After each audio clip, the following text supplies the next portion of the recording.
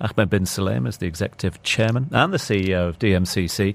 He's been kind enough to join us on a Monday morning live here in studio. Ahmed, always good to see you. Thanks for joining us. Pleasure to be here. Thank you for having me. Listen, crypto, DMCC have been two words that have gone sort of hand in hand for many, many years.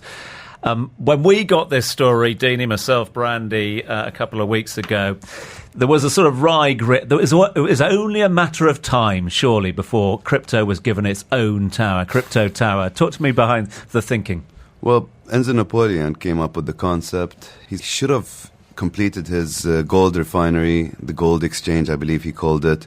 And the crypto tower wasn't digested by everyone at DMCC. Some of my colleagues felt we shouldn't have a competing hub to our crypto center. My view is if the DMCC is registering and licensing it, I don't see the issue. I'd welcome it.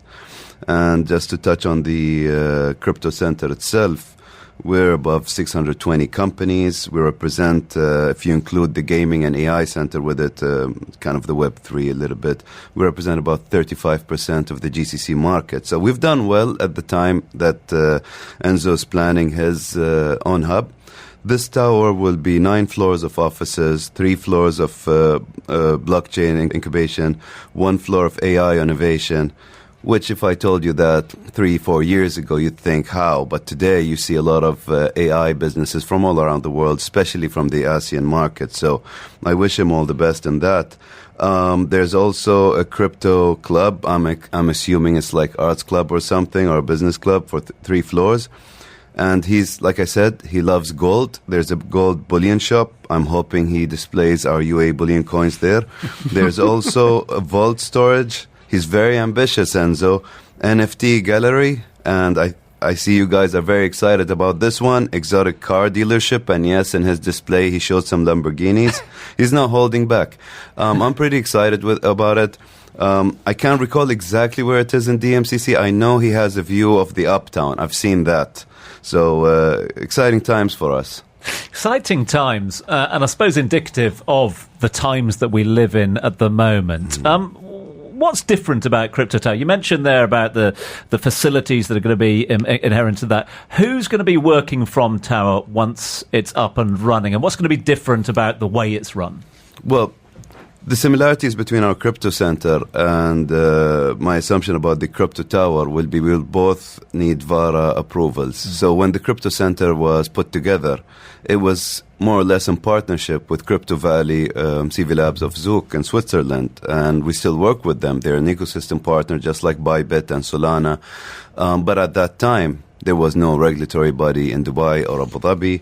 And DMCC avoided to give any license that could handle other people's monies, mainly brokerage or stuff like that. If it's proprietary trading, then the company itself is taking its own risk, which I didn't have an issue with. But as Crypto Valley went through its own changes, VARA was established. We didn't need them. We went ahead on our own. Today, recent news, you've probably heard about this. TokenVest is a DMCC Crypto Center member, has a full license from VARA. Now, I hear this a lot, that VARA might be slow. I'm actually happy. I'd rather they take their time and avoid mistakes here and there. We're not in a rush. But I think timing is perfect for him. And the building will be up and running pretty fast. I mean, if it took less than 3 years for Uptown Tower to be delivered, 2019, technically end of 2022, the building was ready, barring the 5 inspections it had, building completion inspections. So this is a much-needed addition to the DMCC community. What's it say to us about broader trends, about the sort of relationship between DMCC and crypto at the moment?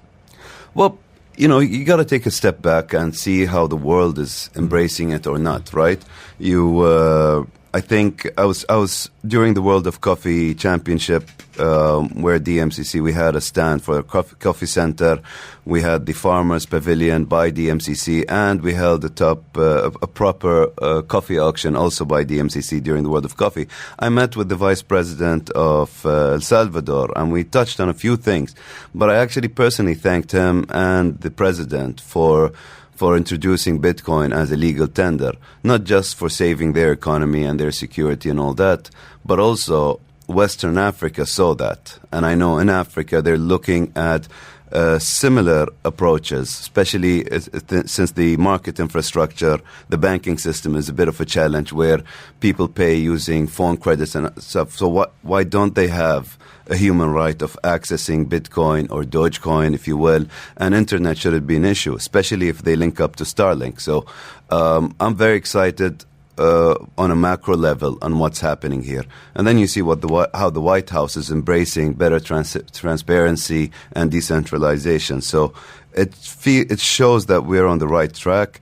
And usually when you're ahead of the curve, you do get criticism. We had criticism by coming up with our expansion in the building, saying, there's an oversupply of buildings, which is not true. The same experts who said 4 or 5 years ago, don't develop offices, there's too many, focus on anything else. Today they're saying, the same people, CBRE and others, they're saying there's not enough office space for the waves of businesses coming in, and the offices that are coming online also are too little. Now that's great news for me, because there is a super tower coming up and a few other buildings, but I think they all come hand in hand. I mean, you can't imagine next year no internet, no social media. It's part of your work and life, and that's how blockchain and crypto will be. I mean, you see a lot of businesses and banks including crypto payments, accepting crypto payments. I think I saw something with JP Morgan, and just a few years ago they were bashing crypto and saying this is not the right, it's a joke and etc. But I think they're facing reality today. Catch up on the business headlines with the Bite-Sized Business Breakfast. Right then, our guest this morning is Ahmed Bin Sulayem, Executive Chairman and CEO of Dubai Multi-Commodities Centre. Ahmed, thanks for staying with us. Thank you. Lots to talk about this morning. Can we talk a little bit about diamonds? Because last year, for the second time, the UAE took chairmanship of the Kimberley Process, and you have been heading that up, a very important thing within the world of diamonds. But the diamond price has been falling over the past year or so. What impact is that having down in DMCC?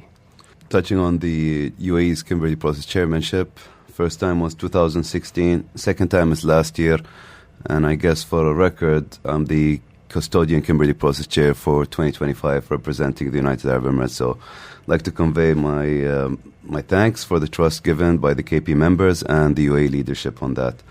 My view is, I see the excuses. Yes, lab-grown might have taken a bit of the bridal market in the US, more recently up to between 2.5 to 3 carats, up to that. I think the bridal market is about 60% for lab-grown, but just for those size of stones, and that's a reflection of the US market. In my opinion, it's always been a case where the sales of jewelry in the GCC market are higher end than what you see in the US. And I think it captured a new market. I believe the prices are down because of oversupply. They need to cut down on the oversupply. We're working now together with the diamond industry and the World Federation of Diamond Bourses, also the producing countries, to figure out a way of contributing to category marketing. Just like De Beers 30, 40 years ago focused a lot on that, and it can't take it all on its shoulders because it doesn't represent 80% of the market anymore. It's still a big chunk of it, but we're working together to find more ways of promoting this. The competition are high-end bags, maybe crypto. I just see that more on gold and diamonds, but I believe the main culprit is oversupply. Oversupply of mined diamonds? Yes, absolutely. Also, you got businesses that are adding lab-grown or man-made diamonds within their verticals. And if you look at, I've come up with a write-up recently called, I think the title was The Inflection Point. And, they can cooperate or have a co-opetition, if you will, rather than fight each other. But why is some businesses tending to add that is it's less headache to deal with man-made diamonds. The extraction of it, the challenges of extracting man-made diamonds is non-existent. They've addressed their issues with carbon emissions. You have like the Diamond Foundry, zero carbon emissions based on hydropower, solar power in Spain. They are looking at expanding in Dubai. They have big plans for this year. So there's a lot happening with lab-grown diamonds, but it depends on the person. I met an individual during COP28 who represents a concept of making lab-grown milk, something like that. And I thought it was some kind of alternative. No, it's exactly what happens in a cow, but kind of in a lab. I didn't find that exciting. I found that a bit strange for me. But some people may not be looking to buy a natural diamond. The same person would be wearing a jacket made out of pineapple skin. That wasn't a market for natural diamonds. But it's good for jewelry. It's good for the fashion industry, I guess. Let's talk about artificial intelligence. A lot of companies within DMCC, under your purview, are involved in artificial intelligence. 25,000 plus companies there now. Is it, 600 or so are involved in crypto? How many Yes, involved in AI? I know we're past 100 AI-related businesses at DMCC. How many of them making money, Ahmed? Oh, not a lot. Some of them, you're going to lose money. And talking about that, we all saw what the announcement of DeepSeek and its performance did to the price of OpenAI overnight. So whatever they were negotiating with around the world, they must have changed with the reality of more AI businesses coming from the ASEAN market, not just the likes of DeepSeek.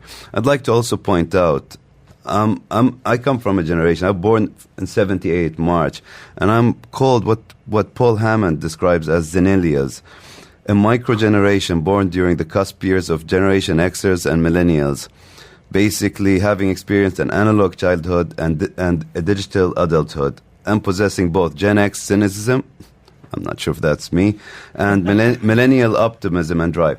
I can tell you, I don't enjoy watching movies where everything is robots and all that. I don't enjoy playing video games where there's a lot of drones and etc. It depresses me. But when it comes to work, yes, I want all of those tools, write-ups, etc., especially for translations. But I think it's taken a momentum of its own in DMCC because our approach is different. We're not in bed with one or two AI businesses. I engage with Google. I engage with the Western AI solutions. But mainly, I think what attracted me to the DMCC AI Centre with my friend Ville Korpela, who's from Finland, he was pushing me to go ahead with it. And I was spread thin. He could see I'm at a gaming event, barely catching my breath. So I was arguing not to. But then I thought, you know what? Who do you know in the community? Where do we start? And he said Scandinavia. Finland introduced pragmatic AI back in 2017, had a full initiative to have data centers, supercomputers. Sweden, Denmark, Norway, and Iceland followed suit, and you have a pretty good Scandinavian AI community that's growing. So we're tapping into that. You'll see us engaging with that. I knew I'd engage with India, China, South Korea, and the rest. Funnily, when my team is on board, as we're all engaging with that, just a few days ago, I get word that DeepSeek was at Uptown networking, engaging in one of our functions. And I'm saying this on the radio so my colleagues at DMCC understands. If you see DeepSeek, call me. Don't wait till the next day and tell me, by the way, DeepSeek showed up. It's it's not a small cafe. This DeepSeek is in the history books when it comes to AI today.